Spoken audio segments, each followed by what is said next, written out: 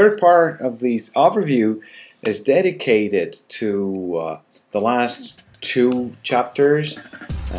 That means chapter 14, chapter 16, and the topics are leading teams and leading change. A very short part of these will be dedicated to leading change, because that was the last lecture, so it's kind of fresh to your memory. And we dealt with Jack Welch and the acquisition, the merger between Honeywell and General Electric, GE. So it's a failure. So, but that was important in terms of change for both Honeywell and General Electric, and in terms of failure to predict change, that was more important. So I don't have anything more to say about that. You can look at the handout that I gave you and review the questions that are out there. So that's I think that's enough for chapter 16. Regarding leading teams, we used a interesting definition of teams. The definition is taken from your textbook and defines a team as a small number of people with complementary skills who are committed to a common purpose, performance goal, and approach for which they hold themselves mutually accountable. There are different parts of this definition which are very important. First of all, a team is a small number of people. Now, how many people?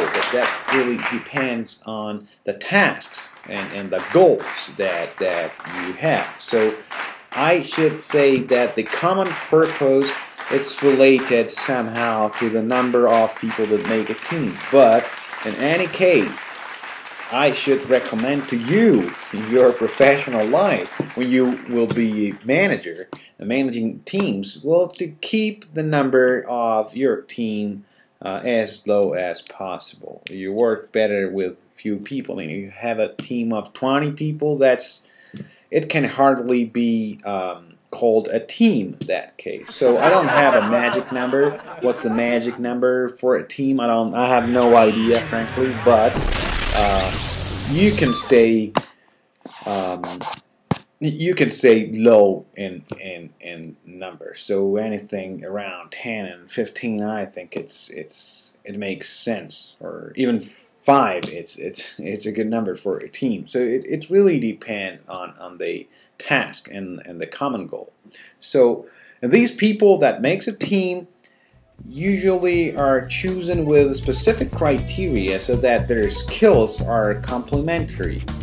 They need to work together, so sometimes it's better to have people that are able to perform different tasks. We will be on that in a few months. So, and people need to be committed to the common purpose. Well, the fact of commitment, as you now know, it's pretty much related to motivation and to leadership.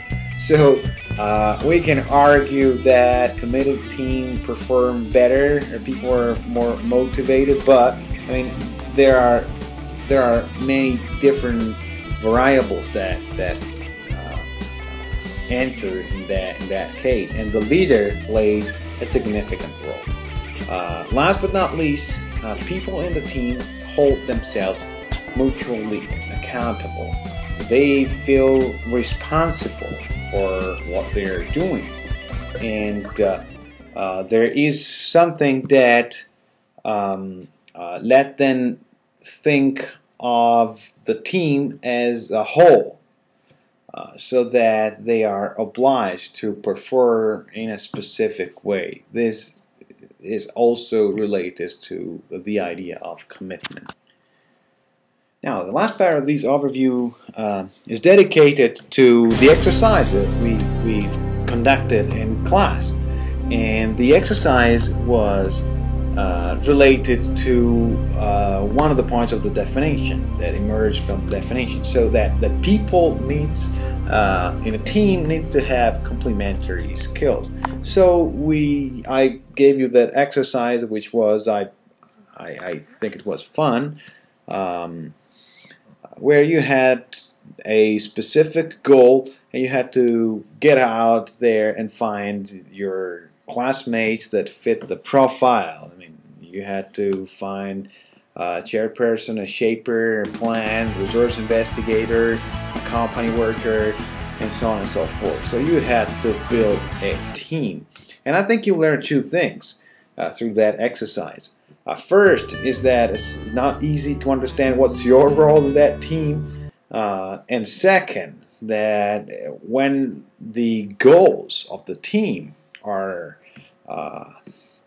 not self-determined, but they are imposed from an external authority, as I was in the class, it's not easy to believe in themselves and to pursue the goal as if they were yours. Alright, I think that's it for this overview. You have these, I think, half an hour of refresh of concept that we mentioned in class. Don't worry, everything will go fine, and happy graduation, and I'll meet you next week. Bye-bye.